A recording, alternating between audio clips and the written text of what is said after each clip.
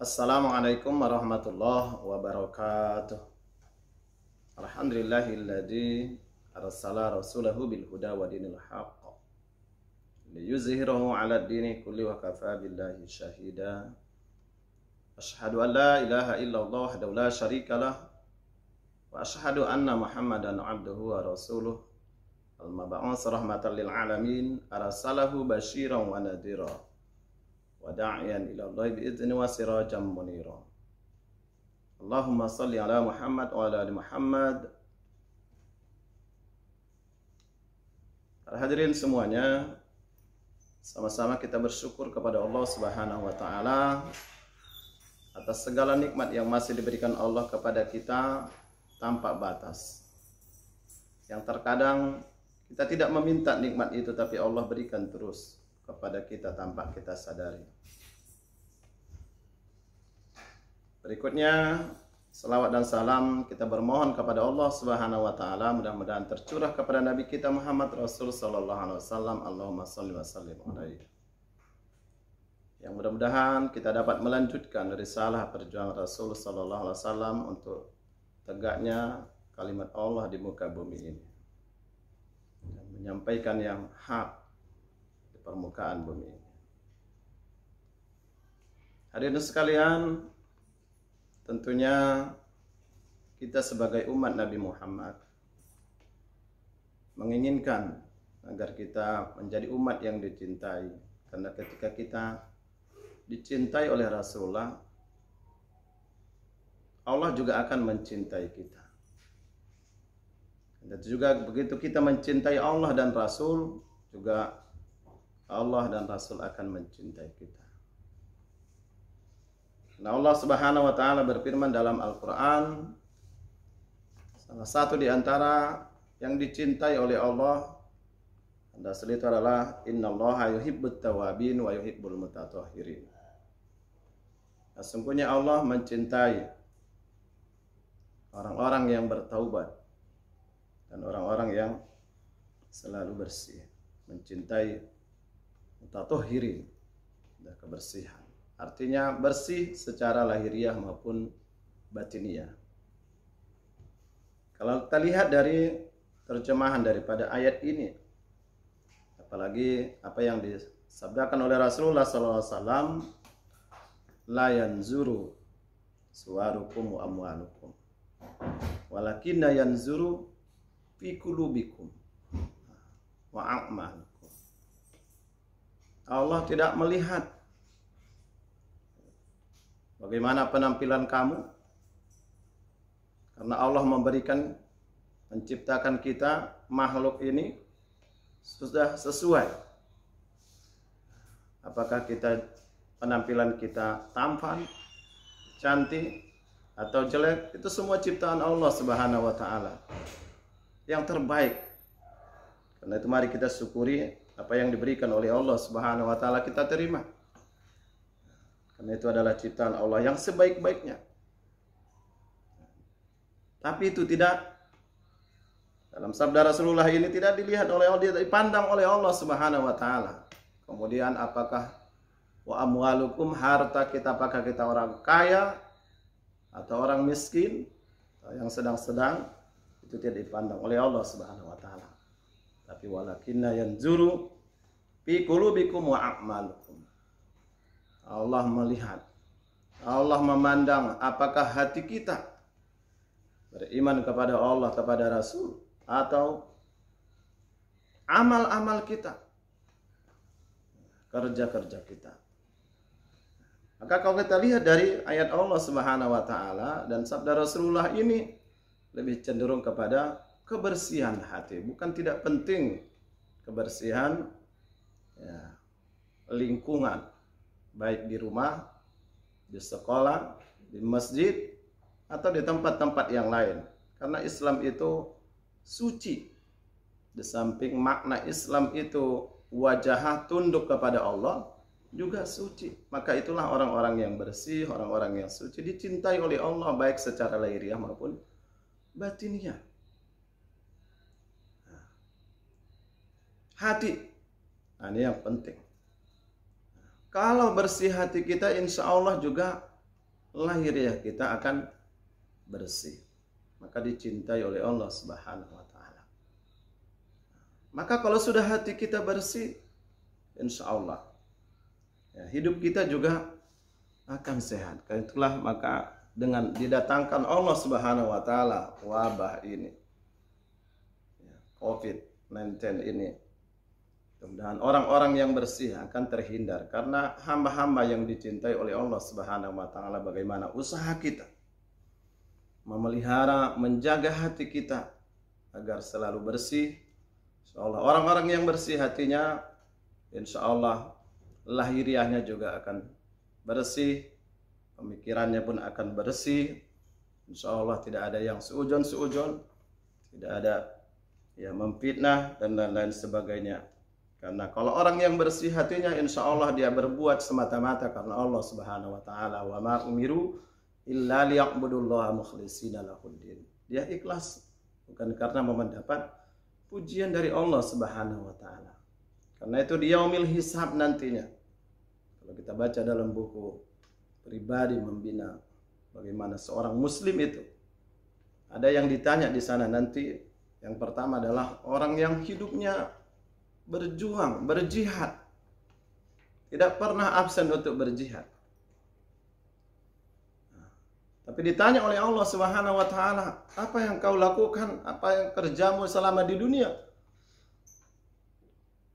Saya ikut selalu berjihad di jalan Allah Subhanahu wa taala. Tapi apa yang dijawab oleh Allah Subhanahu wa taala? Kau masuk neraka. Kenapa? Karena di hatinya masih ada ya, ingin supaya disebut orang dia jadi pahlawan. Berarti hatinya ini memang tidaklah semudah menyampaikan ya, ceramah ya, tentang menjaga keikhlasan ataupun hati yang bersih itu. Masih ada ternyata terselip di hatinya supaya dia disebut pahlawan, maka ikut dia berjuang di jalan Allah Subhanahu wa taala, berperang. Kemudian ya, yang ditanya, selama di duniamu apa yang sering kau lakukan? Wow, baca Quran atau ceramah berapi-api, sering memberikan nasihat. Kata Allah, masuk neraka. Padahal bukankah surga merindukan orang-orang yang gemar membaca Al-Quran? Dia sering membaca Al-Quran, dia sering ikut musabaqah.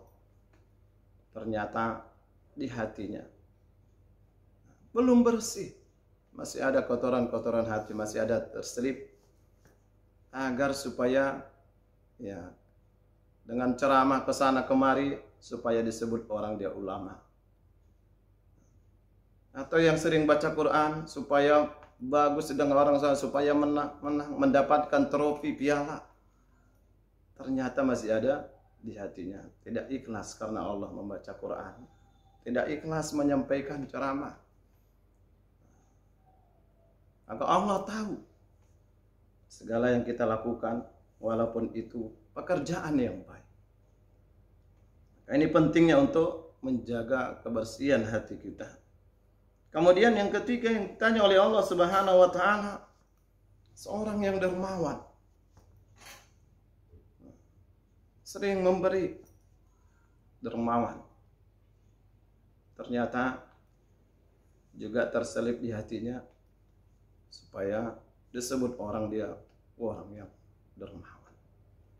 Masih ingin juga mendapatkan pujian dari orang lain, tidak semata-mata karena Allah Subhanahu wa taala. Untuk itu mari kita jaga hati kita. Barangkali ada beberapa hal yang perlu kita ketahui untuk menjaga hati kita agar tetap betul-betul kita beramal karena Allah Subhanahu wa taala. Yang pertama adalah tidak semuanya harus diketahui. Kalau amalan yang wajib, berzakat ya itu enggak masalah. Salat yang wajib, salat 5 waktu, itu. Atau kehadiran kita ke tempat pekerjaan ya perlu diketahui. Tapi kalau amalan-amalan yang sunat, ini perlu dipertanyakan barangkali. Karena Allah Subhanahu wa taala melihat yang gaib. Ketika kita beramal dalam surah Taubah itu, wa qul ikmalu fasayarallahu war rasul walladzina amanu saturaduna ila alimil ghaibi wasyahada. Allah melihat yang gaib, yang enggak tahu orang, Allah melihat. Karena di saat yang sunat-sunat yang harus diketahui orang, wah, ini bisa riya, bisa pamer.